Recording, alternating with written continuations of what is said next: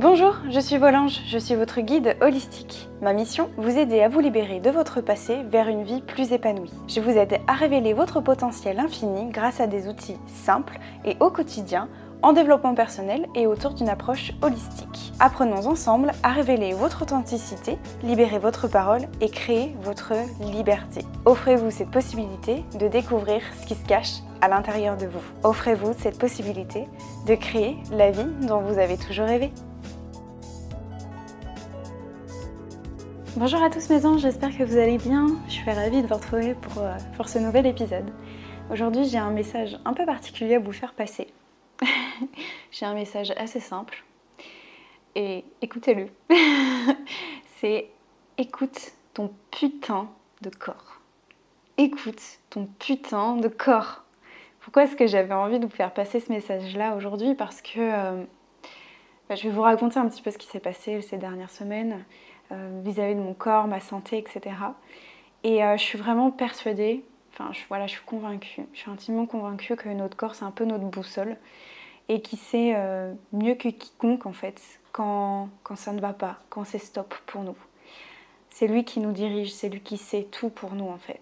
Et c'est pas pour rien qu'on dit d'ailleurs que notre corps en fait on pourrait le séparer en deux entre notre corps physique et notre corps émotionnel et mental. Donc je suis vraiment persuadée et je suis vraiment convaincue que notre corps est notre boussole. Et pourquoi je vous dis ça? Parce que moi-même, je suis la première à pas écouter cette merveilleuse machine qui est notre corps. J'ai même tendance parfois à le négliger, à lui parler mal, voilà, et à ne pas l'écouter surtout. Je suis quelqu'un qui a tendance à avancer tête baissée et puis on verra bien, voilà.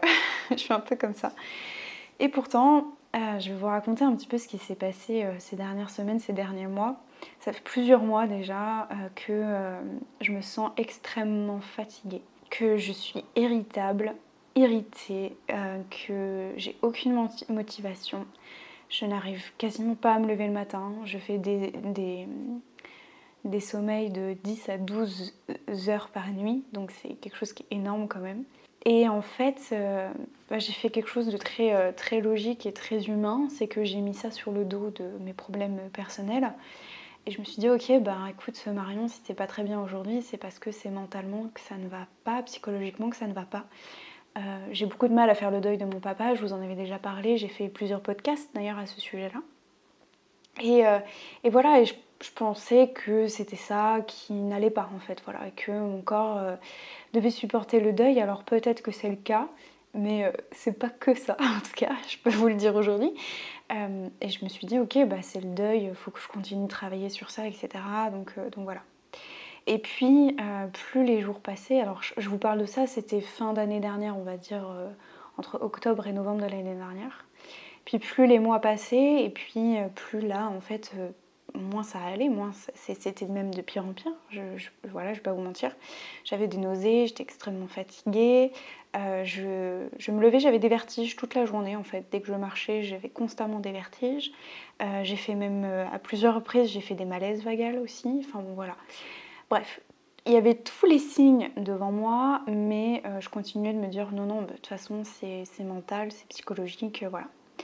Puis bon, à un moment donné, quand je voyais que ça n'allait vraiment pas, je me suis dit ok, je vais peut-être quand même faire un petit check-up chez le médecin. Je vais peut-être faire une petite prise de sang parce que il y a 4 ans de ça, j'avais fait un traitement de fer pendant 6 mois, qui a duré à peu près 6 mois. Je me rends compte que je vous raconte beaucoup ma vie, mais je vous raconte ça pour qu'après j'ai un super beau message à vous livrer. Et je me suis dit, ok, j'ai l'habitude peut-être de faire des carences de fer, donc peut-être que c'est ça. Donc je vais faire un petit check-up, une petite prise de sang pour voir si tout va bien de ce point de vue-là. Et bingo. Bingo, résultat de prise de sang. Alors, bon, je ne vais pas tout vous raconter dans les détails parce que ça n'aurait aucun intérêt, mais en gros, j'ai une énorme anémie, donc c'est pas juste une simple anémie, c'est vraiment une très grosse anémie. Qui fait que en fait je n'ai quasiment pas de fer dans mon corps, dans le sang. Je ne génère pas assez de sang non plus du coup. Et j'ai 0 vitamine dans le corps. Donc quand je vous dis 0, c'est que les chiffres, quand j'ai vu les résultats de ma prise de sang, je ne sais pas très bien les lire, mais là honnêtement quand je voyais que j'étais entre 0 et 1, je sais pas quoi, enfin que j'ai rien. Donc je n'ai ni vitamine D, ni vitamine B12, enfin voilà, toutes les vitamines qui existent, je n'ai rien. Donc je fais des carences totales en fer et en vitamines. Donc c'est pour ça que ça explique aussi beaucoup mes vertiges, ma fatigue, etc. Bref, donc je ne vais pas vous donner, je ne fais pas de diagnostic parce que j'ai eu beaucoup de messages aussi de personnes qui me disent ah moi aussi j'ai les mêmes symptômes, etc. Si je ne suis pas médecin, encore une fois, je vous délivre juste moi ce qui m'est arrivé, d'accord? Mais si jamais vous avez des doutes, faites comme moi, faites une prise de sang, allez consulter un médecin et vous saurez, d'accord? Je ne dis pas que tout le monde fait de l'anémie, qu'on soit bien clair, voilà, mais en tout cas moi c'est mon cas. Et voilà, donc n'hésitez pas à les consulter, je ne suis pas médecin, je ne délivre pas d'ordonnance jusque là, donc si jamais vous avez un doute ou quoi, faites une prise de sang, faites un petit check-up. De toute façon, je pense que le faire une fois par an, c'est toujours assez bien pour voir un petit peu comment ça se passe à l'intérieur de nous. Bref, tout ça pour vous dire qu'en fait, je me suis rendu compte que c'était pas juste une question de mental ou de psychologie, c'est que là, c'est vraiment le physique qui est touché, donc mon corps, qui a puisé dans toutes ses réserves et qui aujourd'hui n'a plus de réserve en fait, puisqu'il ne se suffit plus de lui-même, pardon. Donc j'ai un traitement pendant près de 2 ans à peu près, entre du fer et puis des vitamines, etc. Voilà, grosso modo, en gros, ce qui s'est passé, j'en ai pas parlé parce que ça a été difficile sur le moment à encaisser, surtout que bon, je vais pas tout vous raconter, mais je suis tombée sur un médecin qui était pas très diplomate, enfin bon voilà, qui m'a plus ou moins fait comprendre que j'étais en train de faire pourrir mes organes à l'intérieur, que j'étais en train de faire une infection chronique, que j'avais des poumons d'une femme de 90 ans, enfin bon bref, voilà, la totale. Du coup j'en suis ressortie extrêmement déprimée, hein, je vais pas vous mentir. Bref, pourquoi est-ce que je vous parle de ça aujourd'hui? Parce que je sais que je suis pas la seule. Je suis pas la seule à ne pas écouter son corps. Pourquoi est-ce que je vous parle aujourd'hui de ça précisément? En fait, c'est juste pour vous rappeler que je suis comme vous. Voilà, tout simplement, je suis comme vous. C'est pas parce que je fais du développement personnel dans mon quotidien que j'applique tout à la règle. Moi, j'ai une fâcheuse tendance à ne pas écouter mon corps, voire pas du tout, et j'ai tendance à procrastiner en fait les messages de mon corps. Je crois qu'on peut dire ça comme ça. Et jusqu'à la deadline, en fait, jusqu'à la dernière limite. Hein. C'est pour vous dire que là, on était vraiment arrivé à la limite parce que je pense que j'aurais encore attendu 2-3 mois. Je pense, enfin voilà, ma médecin me l'a dit, j'étais bonne pour aller en hôpital pour me faire des transfusions de sang parce que clairement, je n'ai quasiment pas de sang en moi puisque ça ne se génère pas bien. Donc là, j'étais vraiment à la limite de la limite. Donc voilà. Ce que j'ai vraiment envie que vous preniez conscience aujourd'hui, que vous reteniez aujourd'hui, car vraiment je sais que je ne suis pas la seule dans ce cas-là. Je sais qu'on est nombreux à pas forcément nous écouter, on est très très sollicité dans une énergie yang, du coup masculine, d'être toujours dans l'action, le mouvement, et pas dans la lenteur, pas dans l'écoute, pas dans le féminin, enfin voilà, dans l'énergie yin. Donc je sais que je suis pas la seule dans ce cas-là. C'est vraiment de prendre conscience. J'aimerais vraiment, écoutez bien, j'aimerais vraiment que vous preniez conscience de cette chose suivante, c'est que nous n'avons qu'une seule enveloppe, ok? Moi je vois vraiment mon corps comme une enveloppe charnelle, comme quelque chose de précieux. Et que si demain, en fait, notre corps cessait de fonctionner, il s'arrête vraiment, comme là ça a été le cas, je me suis rendu compte qu'en fait on ne peut plus rien faire. Mon corps qui était extrêmement fatigué, je ne pouvais rien faire.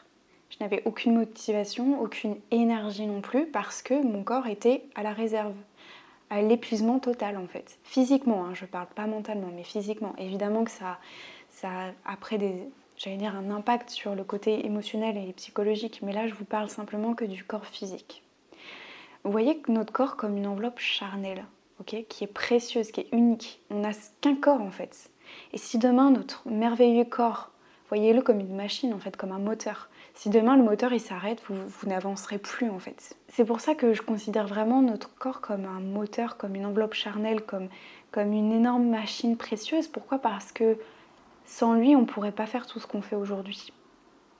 Si aujourd'hui vous marchez, vous pouvez parler, vous pouvez créer des choses, vous pouvez vous déplacer, vous pouvez observer, vous pouvez voir des choses, vous pouvez partager, vous pouvez aimer, vous pouvez diffuser, c'est grâce à notre putain de corps quoi. C'est grâce à lui qu'on peut faire tout ça. Qu'est-ce qui vous donne de l'élan aujourd'hui? Qu'est-ce qui vous fait ressentir toutes ces émotions, ces sensations aujourd'hui? Tous ces sentiments que vous ressentez, c'est grâce à qui? Qu'est-ce qui qu'est-ce qui permet en fait à notre cœur de battre, de palpiter quand on est amoureux par exemple? Qu'est-ce qui nous procure de la joie, des frissons et la chair de poule? Qu'est-ce qui nous donne du désir et du plaisir? Qu'est-ce qui nous fait ressentir tout ça en fait? C'est notre corps. C'est notre corps. Et de cette épreuve-là encore que je traverse, voilà le merveilleux message que je voulais vous faire passer aujourd'hui. On n'a qu'un corps charnel, il faut en profiter, il faut prendre soin de lui. On ne se rend pas compte à quel point en fait il absorbe énormément d'informations, de choses, d'émotions négatives, même si j'aime pas du tout ce terme. Des émotions qui sont difficiles pour nous. Voilà, je dirais plutôt ça comme ça. Mais c'est aussi grâce à lui qu'on vibre, qu'on transmet, qu'on transmute des choses. C'est grâce à lui. Vraiment, j'aimerais vraiment que vous preniez vraiment conscience de ça aujourd'hui. Alors prenons le temps d'écouter aujourd'hui. Écoutez juste ce qu'il a à vous dire votre corps. N'essayez pas d'aller dans son sens contraire, d'aller contre lui. Ok ? Je sais que parmi vous, c'est très difficile pour en discuter avec vous, de renouer le lien avec le corps. Pourquoi ? Parce qu'on a cette identité du corps qui est difficile, qui est complexe. On complexe énormément par rapport à notre corps. Mais rappelez-vous tout ce que vous pouvez faire grâce à lui aujourd'hui. Si je vous fais ce podcast-là aujourd'hui, c'est grâce à lui. C'est parce que j'ai l'énergie nécessaire pour vous partager toutes ces belles ondes. C'est grâce à notre corps. Notre corps, il est là pour nous permettre de réaliser des tas de choses magnifiques aujourd'hui. Et sans lui, on ne ferait rien, on ne serait rien en fait. Vous voyez que notre corps, en fait, il est là pour protéger notre belle âme intérieure. Moi, je vois vraiment les choses comme ça. C'est d'un côté d'une dimension assez spirituelle, mais je suis vraiment convaincue de cela. Donc il faut prendre soin de lui. Alors aujourd'hui, mes anges, j'aimerais que là, maintenant, tout de suite, vous allez fermer les yeux. Je vais vous demander d'inspirer et d'expirer profondément, lentement, calmement. Et j'aimerais que vous soyez à l'écoute de vos ressentis, là, maintenant, tout de suite. D'observer là où ça fait mal, là où c'est chaud, là où c'est froid. Est-ce que vous avez des frissons? Est-ce que vous sentez les larmes monter? Est-ce que vous sentez l'amour vous envahir? Est-ce que vous sentez que ma voix est là pour vous réconforter au plus profond de votre cœur? Écoutez, juste le respirer. Sentez juste votre cœur vibrer en vous. Qu'est-ce que votre corps il a envie de vous dire aujourd'hui? Ouvrez les yeux et puis notez tout ce que vous avez ressenti. Faites-le tous les jours, vraiment. C'est important.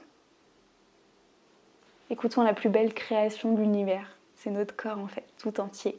Vous êtes tout entier, vous êtes unique, donc écoutez-le. J'espère que ce podcast vous aura fait du bien, autant qu'à moi, il m'a fait du bien. J'ai été beaucoup dans l'énergie yang au début et je me rends compte que j'ai ma voix qui s'est énormément adoucie au fur et à mesure du podcast. J'avais vraiment envie de vous partager ça. Écoutez votre corps, tout simplement, écoutez-vous. C'est super important. J'espère que ça vous aura fait du bien. N'hésitez pas à me laisser un petit mot, un petit message, une petite étoile sur iTunes. Et puis je vous retrouve la semaine prochaine pour un nouvel épisode du podcast. Je vous souhaite de passer un très bon week-end, une très belle semaine. À très vite mes anges. Ciao!